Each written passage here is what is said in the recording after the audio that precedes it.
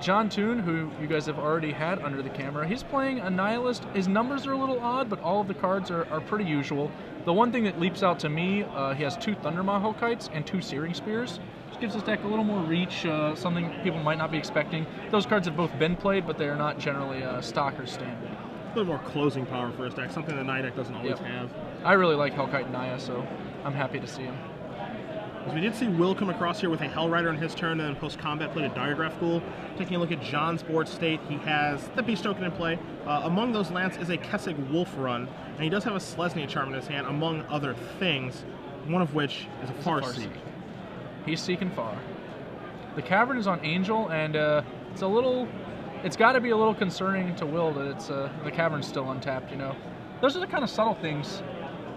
It makes you think a little bit more. Like, obviously, he could have just tapped his Cavern to pay for the Farseek, keep him out and open. And if he doesn't have an Angel, that's strictly better. But if he does, it's mostly not different, but the Cavern makes you think about it. He's not even going to have it yet. As we are going to see a Pillar of Flame take out the Diregraph Ghoul here.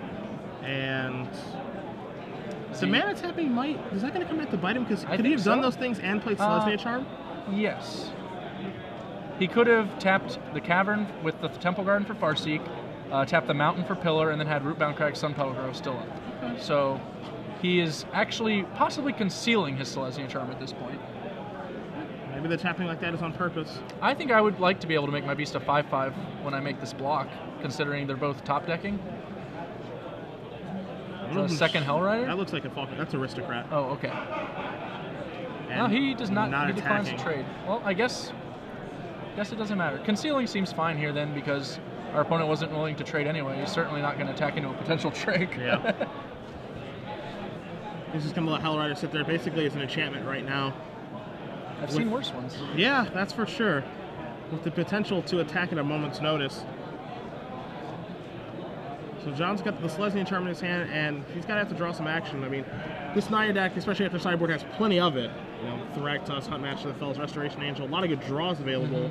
But Zombies is very good at closing out a game very quickly, so John needs to find those good cards. He needs to find them fast.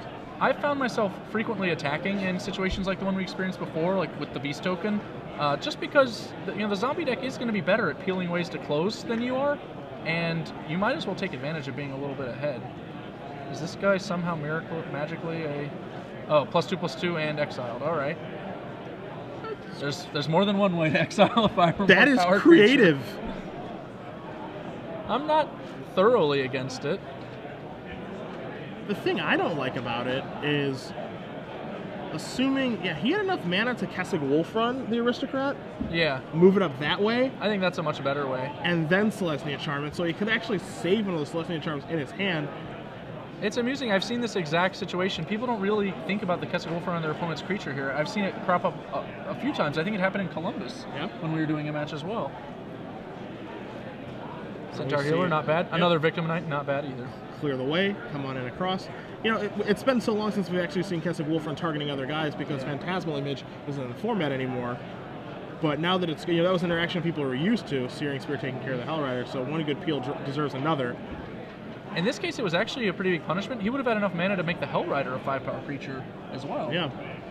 So that's not good. And then the Searing Spear could kill this Knight of Infamy. We'd, just to have another spell. No pressure. Whoa, we've got 4 mana. Nothing good ever came from 4 mana. Yeah, that's a haste creature.